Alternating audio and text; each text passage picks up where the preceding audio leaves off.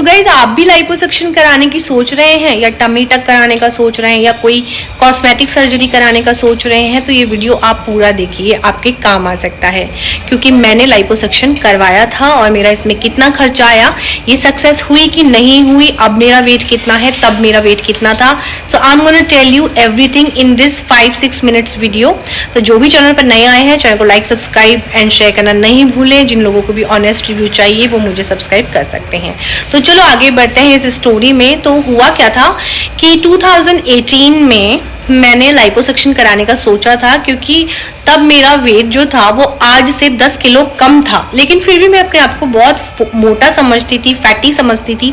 और एक्चुअली सच बोलूं तो मैं जिस टीवी लाइन में काम करती हूँ उसमें इतना वेट होना ज़्यादा ही होता है। तो मैं उस वक्त 62 kg की थी और मेरा जो स्टार्टिंग वेट था वो 55 kg था। और उसके पहले जो मैं बचपन में मेरा वेट था वो भी 63 था। तो ओवरऑल बचपन से मैं अपने जो वेट इश्यूज है उससे झेलती आई हूँ। लेकिन बॉम्बे में शिफ्ट होने के बाद में मैंने अपना जो वेट है वो 55 पे मैनेज कर लिया था। 54 तक वो जाता था, 53 तक कभी कभी चला जाता था।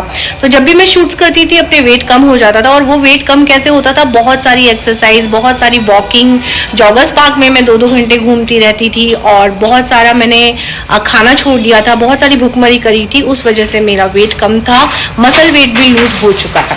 तो फिर मैं सिर्फ 6 किलो के लिए बहुत स्ट्रगल कर रही थी, क्योंकि मुझे उस वक्त नॉलेज कम थी और बहुत सारा इस वक्त सोशल मीडिया इतना एक्टिव नहीं था 2018 में। आज तो हम लोगों को सारी जानकारी मिल जाती है, हम जैसे लोग वीडियो बनाते हैं और भी काफ़ी बड़े बड़े लोग वीडियोस बनाते हैं। लेकिन एक बात बोलती हूँ आपको, छोटे इन्फ्लुएंसर्स आपको थोड़ी सही ऑनेस्ट रिव्यू देते हैं।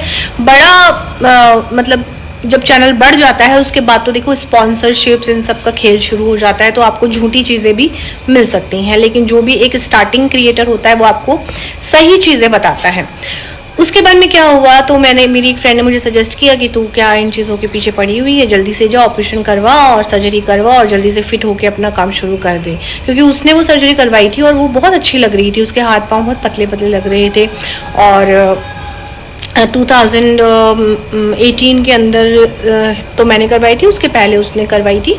तो मुझे उसको देखकर लगा कि यार मेरा भी ऐसा हो सकता है, जबकि मैं उससे पतली थी। फिर भी पता नहीं मैं अपने आप को क्यों मोटा समझती थी। तो कहीं ना कहीं ये चीज़ें हमारे दिमाग में होती हैं जो रियल में नहीं होती। हम दूसरों की बातें ना ज़्यादा सुनते हैं, तो मैं दूसरों की बातें ज़्यादा सुनती थी पहले और बहुत जल्दी मैं अंडर एस्टिमेट हो जाती थी। ठीक है, मुझे काम करना चाहिए था अपने डाइट एंड एक्सरसाइज पे, लेकिन मैंने काम किया सर्जरी पे। तो मैं गई फिर डॉक्टर विरल देसाई, बॉम्बे में बहुत बड़ा नाम है, उनके पास में मैं गई और वहाँ से बहुत सारी एक्ट्रेसेस, सारा खान वगैरह इन लोगों ने सर्जरीज करवाई हुई हैं। तो काफ़ी सारे लोगों ने सर्जरी करवाई है, तो मैं भी इन्फ्लुएंस हो गई थी कि चलो मैं भी करवा लेती हूँ। तो उन्होंने मुझसे, वो चाहते तो मुझे मना कर सकते थे कि तुम्हें ज़रूरत नहीं है, लेकिन फिर भी उन्होंने मुझे मना नहीं किया, मेरी स्कल्पटिंग करने को वो रेडी हो गए। तो मैं सोच रही थी कि मेरा वेट 62 से 56 आ जाएगा, जो मैंने उनको डिमांड किया था। लेकिन सर्जरी में वेट कम नहीं होता है, सर्जरी में आपका स्कल्पटिंग होता है, मतलब कि आपकी शेप दी जाती है आपकी बॉडी को।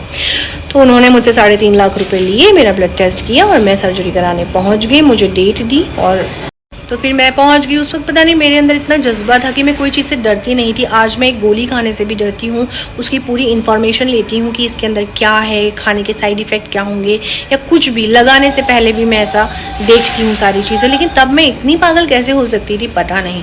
तो उस वक्त बहुत ज़्यादा पैशन बोल सकते हैं इसको, तो बिना सोचे समझे कभी कुछ नहीं करवाना चाहिए।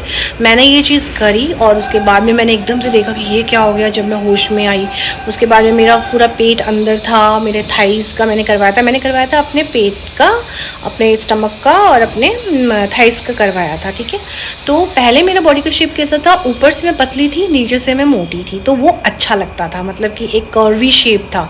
62 में बहुत मोटी नहीं थी, I was fit but I use to think that I am fat. तो ये सब हमारे दिमाग में होता है। लेकिन अब उसके बाद में क्या हुआ, कोरोना स्टार्ट हो गया ना, आई स्टार्टेड पुटिंग वेट। तो मेरा वेट जो है वो बढ़ने लग गया। तो तब मेरा वेट था 62 और आज मेरा वेट है 72। तो सर्जरी गॉट फेल्ड। ये सर्जरी वर्जरी जो है वो मेरा ज़िंदगी का सबसे घटिया डिसीजन था जो मुझे नहीं लेना चाहिए था, मुझे ज़रूरत नहीं थी, मुझे डाइट और एक्सरसाइज करनी चाहिए थी। तो गाइज लाइपोसक्शन कराने के बाद में अब हो गई है बॉडी डिस्मॉर्फिया, मतलब ऊपर का तो चेहरा बॉडी हो गया है चौड़ा और नीचे का बॉडी हो गया है पतला, तो वो ख़राब लगता है। ऊपर से चौड़ा नीचे से पतला, जैसे लड़कों का बॉडी होता है। पहले ऊपर से मैं पतली थी, नीचे से मैं थोड़ी सी हैवी थी, तो वो अच्छा लगता था। तो जो भी ये कराने जा रहे हैं गाइज, इन सबसे कुछ नहीं होता है। आप अपनी डाइट और एक्सरसाइज से ही अपने आप को सही कीजिए। इन चीज़ों के साइड इफ़ेक्ट होते हैं, यहाँ तक कि आपने सुपरस्टार आरती अग्रवाल जो साउथ में बहुत बड़ी स्टार थी, उन्होंने भी ये सर्जरी करवाई थी। उन्हें कोई फिल्म मिल गई थी एंड शी वाज 80 kgs और उनको कराना था, उन्हें थायराइड इशू था और उनकी डेथ हो गई। इस सर्जरी के दौरान उनकी डेथ हो गई। उन्होंने न्यूयॉर्क में तो उस वक्त उन्होंने अपनी सर्जरी करवाई थी न्यूयॉर्क में और फिर भी उनकी डेथ हो गई। वो एक थायराइड पेशेंट थी या और भी कोई उनको बॉडी कॉम्प्लिकेशंस थे, हेल्थ इश्यूज़ थे, तो इस वजह से उनकी आफ्टर 3 days सर्जरी के बाद में डेथ हो गई। तो क्या मिला? कुछ भी नहीं मिला। उनकी ज़िंदगी उनके हाथ से चली गई। मैंने अपनी बॉडी का शेप ख़राब कर लिया। पता नहीं ये ठीक होगा कि नहीं होगा। I am trying to lose weight और अब वेट लूज़ करना बहुत टफ हो गया है, लेकिन इस बार मैं डिटरमिन हूँ, डाइट और एक्सरसाइज से ही आपका वेट कम होगा। ये फालतू की चीज़ों में, कॉस्मेटिक सर्जरी की चीज़ों में मत पड़े। ये सब बकवास है, एकदम घटिया है एकदम। चाहे वो मेलाज़मा की बातें हों जो ट्रीटमेंट करते हैं बड़े बड़े, ठीक है, उसके अंदर मेरा एक्सपीरियंस है। 15 लाख खर्च करने के बाद भी शक्ल ख़राब हो गई थी, ऊपर से ये सर्जरी कराने के बाद बॉडी ख़राब हो लगती है, तो कोई मतलब नहीं है। और डॉक्टर्स से मेरी सबसे बड़ी नाराज़गी है कि वो हमें मिस गाइड करते हैं, गलत इन्फॉर्मेशन देते हैं just because to earn some money. तो लेकिन अब कुछ नहीं हो सकता है, काफ़ी टाइम हो चुका है। तो मुझे लगा मेरा ये एक्सपीरियंस मुझे आपको बताना चाहिए।